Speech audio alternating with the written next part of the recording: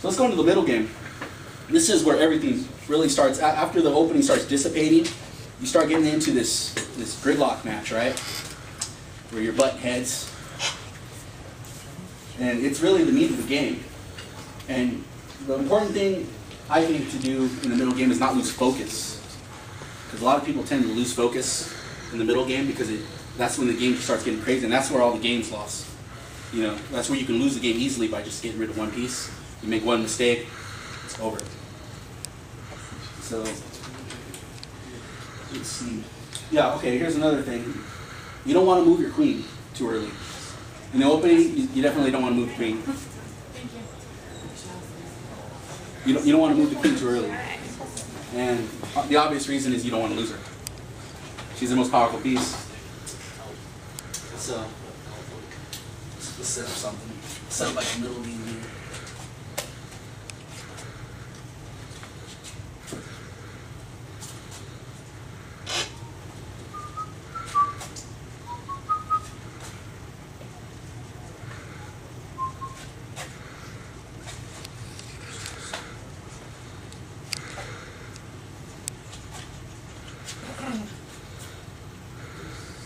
Best movie in the world. For now.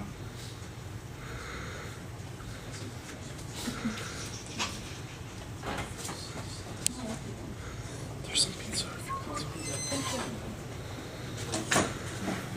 Okay. So say we get stuck in these situations, right? Where you got a lot of tension.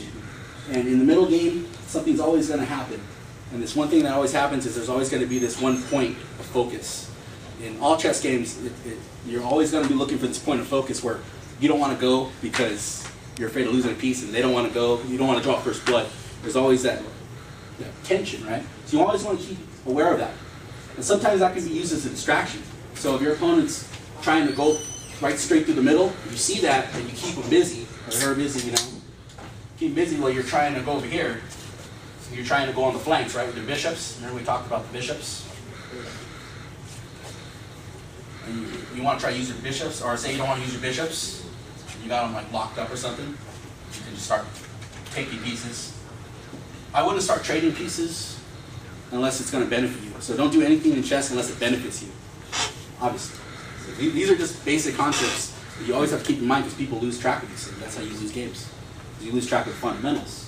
But if you just keep these things in mind, like, just, you know, you want to keep aware of all the attacking pieces. So, let's say something else. Okay. So we see my knight's being threatened, right? So it's being threatened.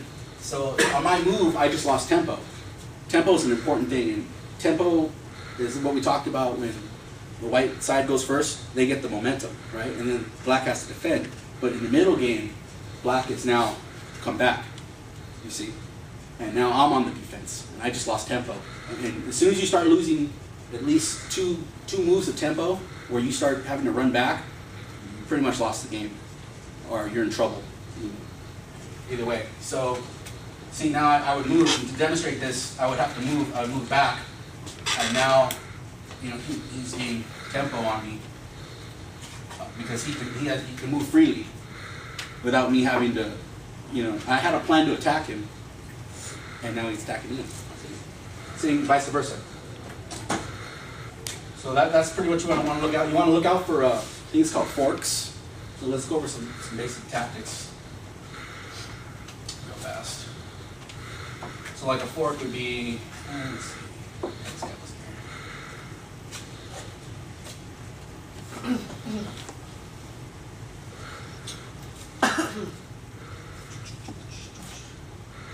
Let's just say somehow I got to this, right? So my knight's forking my king, or this knight, different colors. So his knight is forking my king and my rook.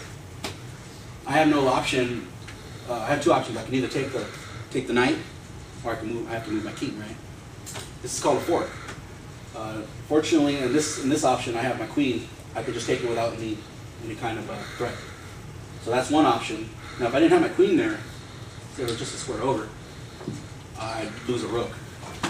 I'd have to move my king over, and then take my rook, and then that's it. I can't do nothing about it.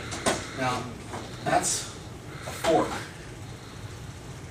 Now, this is called a pin.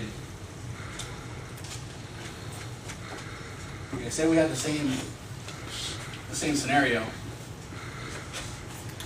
and I moved my knight here, and now I'm pinning the king and the rook, right? You see that? So I'm pinning his king and his rook. I mean, he's in check, so he's got to move his king or get rid of my knight. So of course he moves his knight, or he moves his king. I go and take the rook, and by taking the rook, I had my bishop lined up behind my knight, right? So I check him again. So I just pinned him. And if he would have stayed there, you can use pins as an as a way to gain tempo. So if you lose tempo, you can use a pin to gain tempo. So now that he moved it, right? That was his one move. I have him pinned there. I can leave that there. I can leave that there and go do something else. What does it mean to pin? Like corner them? No, a pin can happen anywhere. A pin can happen. This guy. Can you give me like a few of those flyers in the front? A pin Can you give me means those that papers I in the front? I have a backup It's right next to piece. the Coke So can. even if I move this piece, Yeah. I still check them. You see? That's how it's discovered attack. Yeah, it's better attack. The other one. But you get them pinned down, The you chess just leave them papers. there and you can develop other pieces. You see? No, the chess papers. So now I got them on the run, and now I just gain tempo. So now I can just be like, oh, okay, I'm gonna take this knight too. And we can't do nothing about it. Thank you. Queen, yeah. I'm just setting them up. These things get so confusing as well. Okay, so we talked about a fork. So you got the concept of a fork, right? Where you fork more than one piece. You got a pin, and that was a discovered attack.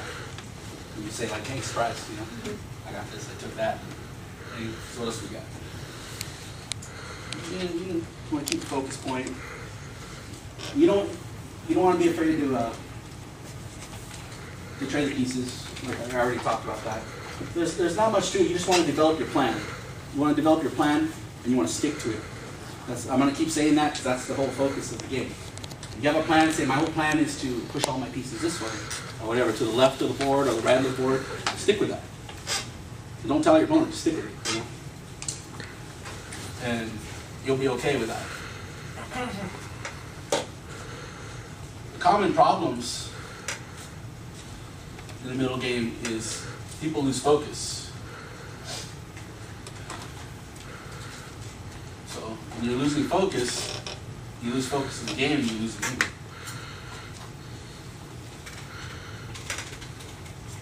There's some other common problems. Let me see this.